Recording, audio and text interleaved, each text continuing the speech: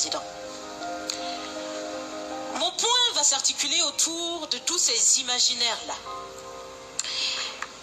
Et s'il s'agit de parler des imaginaires et de ces concepts faux, incompatibles à la réalité de nos peuples, il faudra surtout parler du vocabulaire dépassé, inadapté, dévalorisant, qui réside encore dans vos discours et dans celui de vos institutions lorsque vous adressez à l'Afrique ou lorsque vous levez des fonds pour aider l'Afrique. Parmi ces expressions, il y en a une qui retient mon attention tout le temps et qui par fini me dérange. L'aide au développement. Monsieur le Président, l'aide, tant qu'elle n'aide pas, tant qu'elle n'amène pas à se départir de l'aide, comme le dit Thomas Sankara, il faut s'en débarrasser. Car l'aide, ce type d'aide-là rend esclave. Ce type d'aide-là empêche les peuples, les populations de s'en sortir par elles-mêmes, par leur propre capacité, parce qu'elles peuvent le faire, Monsieur le Président, et vous devrez le savoir. Le meilleur est en chacun d'entre nous, quelle que soit notre origine. Je continue donc pour vous citer ici Feu Joseph Kizerbo, un intellectuel africain, certainement que vous le connaissez. Vous lisez beaucoup, n'est-ce pas, Monsieur le Président? Il a dit, et je cite, « On ne développe pas, on se développe. » Fin de citation. Alors si on ne développe pas, on ne peut pas non plus aider à développer.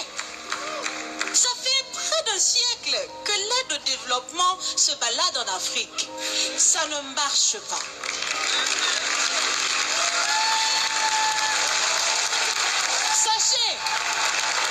Sachez que l'Afrique se développera par elle-même, par le potentiel local et celui de la diaspora, et certainement dans l'interdépendance avec les autres nations de la planète, mais surtout à travers des collaborations saines.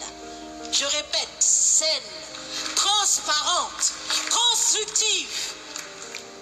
Il y a des têtes bien faites, il y a des investisseurs aussi en Afrique. Nous innovons déjà en Afrique.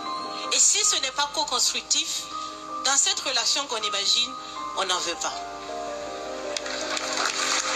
C'est donc fini. C'est donc fini les expressions « Sauvons l'Afrique ». Aidons à développer l'Afrique, il y a tellement de misérables là-bas.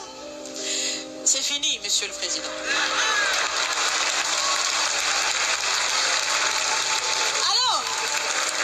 Alors si on doit vivre ensemble, parce qu'il le faut à tout prix, ça sera dans l'interdépendance, je répète, mais surtout et aussi dans le respect et la valorisation des uns et des autres.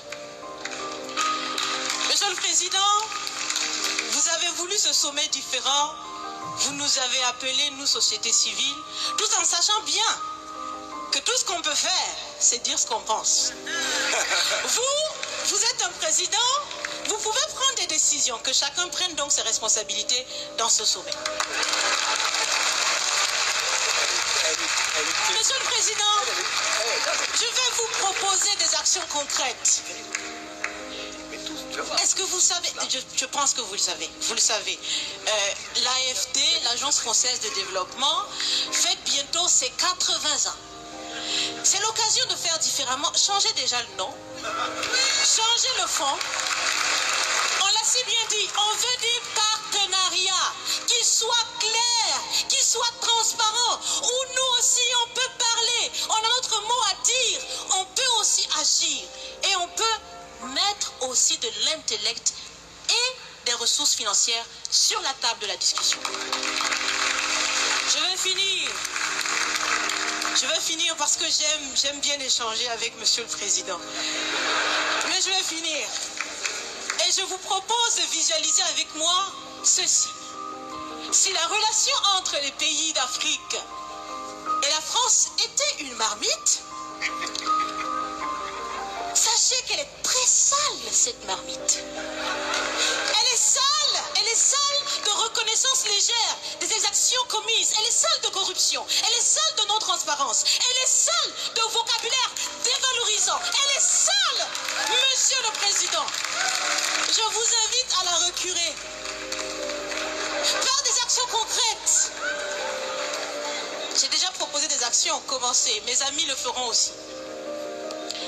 Si vous refusez de la laver, si vous voulez quand même préparer là-dedans, je ne mangerai pas. Nous ne mangerons pas. L'Afrique ne mangera plus.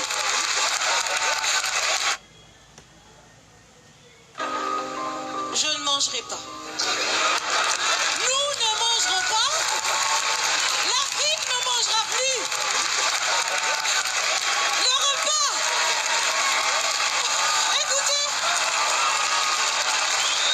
Le repas.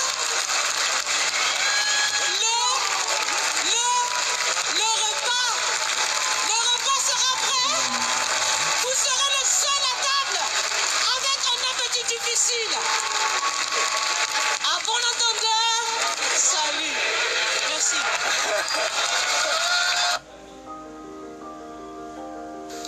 Oh, mais quel discours. Franchement, faut en avoir du courage pour oser parler comme ça à un chef d'État, direct, droit dans les yeux. Et ce que je voudrais mettre en évidence dans ce discours, le premier élément qui me semble le plus important, c'est quand cette jeune femme a mis en évidence le fait que on ne développe pas, mais on se développe. Et tu vois, juste le fait de remplacer le ne par ce change complètement la dimension de cette phrase. Pourquoi? Parce que pour se développer soi-même, pour changer quelque chose dans sa vie, on ne doit pas attendre que les autres le fassent à notre place.